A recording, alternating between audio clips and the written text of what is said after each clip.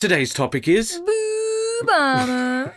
Good evening, ladies and gentlemen, and He's Cal and I'm Sunny. Welcome to Waypand. And today's topic is the defense of armor on a lady's intimate area. no, Specifically the top half. boob armor. We're defending boob armor. We're going to be taking a look at boob armor from a design perspective and breaking it down that way for our defense. There have been a lot of criticisms of boob armor which have been valid. The primary reason is that if you wear boob armor, it is actually dangerous to yourself as a lady. But here's the thing, we're not the ones wearing the armor, and when it comes to the conversation of realism, I don't think it's relevant when it comes to any of the Warhammer universe's fantasy or 40k, because they're all fantasy settings. Let's take a look at the Space Marine armor. Whatever plasticrete is, that is definitely not what cosplayers are wearing. And let's take a look at our closest equivalent, which is concrete. Now imagine that you poured a concrete mold of Space Marine armor. No one is moving in it. Yeah, and what about these dwarves wearing diapers with runes pressed into them? That doesn't seem very practical either. And there is a great multitude of swords that just do not work when it comes to reality. I mean, like, some of these are Cloud Strife level swords. Let's be honest, unless we're using space magic like all the other people in the setting, no one's making any of this work. That is to say that we must look at things within the context of where they are. When it comes to realism, Warhammer isn't going for realism at all. It's going for hyper-realism. Also known as verisimilitude. We've done an episode on this and how it can make you a better painter by understanding these concepts. Boobs aren't the only identifier of the female figure, but they are the most prominent. And when it comes to GW models and female faces, let's just say they're unfortunate. What? Unfortunate. What? Say what again? Say what again? I dare you. I double dare you. Oh, she looks great. Does she look like a man? What? However, I'm going to give Games Workshop as much credit as I possibly can, despite these, Unfortunate souls. Yeah, that's one way of putting it.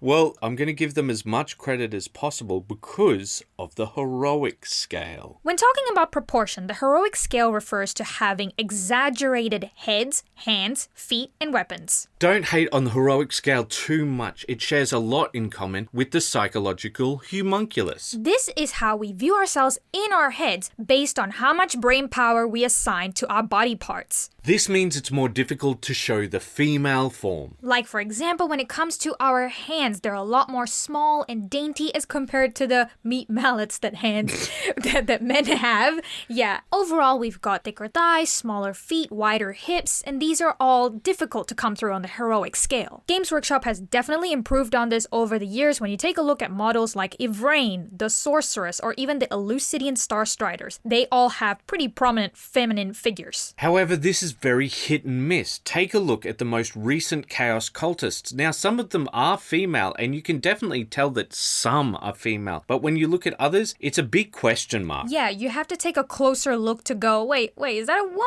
Oh yeah, it's a woman. And Sunny, what is the number one rule of visual design? Being able to immediately recognize something. So when we think about the limitations when it comes to the heroic scale and building models in this way, that is exactly why we like the boob armor, because when you take a look at it, you can immediately identify that this is a female model. And this also comes in especially handy when you're looking at models from either the 3 feet or 3 inches range. The 3 feet versus 3 inches rule is an old rule when it comes to painting. You either paint for somebody looking at it 3 inches away or 3 feet away. While it is possible to paint for both, it is extremely difficult. However, boob armor succeeds on both levels, 3 feet and 3 inches away, and people can identify that as a uniquely female model. Finally, there's one thing that we need to talk about when it comes to the heroic scale, which is helmets. Once a unit becomes fully helmeted, it becomes extremely difficult to tell who's who. So it doesn't matter how good Games Workshop gets at making female heads. So long as those helmeted options are there, the heroic scale is holding them back, and there are no identifiable female features, then this fighting force will be presumed to be male. 99.9% of the time, if it's a fighting force, it's usually male. And that's what your mind will immediately think of if there are no distinct identifiers to say otherwise. Does that mean that every female model should be in a chainmail bikini? No, but I wouldn't mind the option of having just one or two. And let's take a look at this Corn Champion. Yes, I don't think 99% of men will actually look like this. Fantasy doesn't just mean swords and sorcery. No, it imagines us in heroic circumstances. Or villainous circumstances. We imagine ourselves as the beautiful temptress, the sorceress. Or as the muscle-bound champion of the Eightfold, the Cornate warrior. As kings and queens, as people of prestige and power. We imagine ourselves commanding the fanatical and ferocious Sisters of Battle. Or as Lucia Vane and her Lucidian Starstriders fighting off the cultists. Or as a Lady Inquisitor with faith and fury as her weapons. A part of fantasy is being able to see yourself in the ideal. Be that the muscle-bound valiant warrior. Or the beautiful and brilliant woman. Let's face it, when you choose a faction, the number one thing that you're looking for is, does it look cool to you? And when it comes to the Sisters of Battle with their boob armor, it may not look cool to you, but I think they look pretty cool to me. When I look at a Sister of Battle, I not only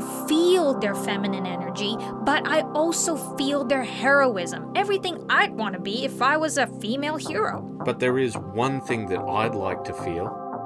What's that? The wetness of the brush. It doesn't help, does it? No, it does not. Alright, guys, keep those brushes wet. Bye-bye. Bye-bye.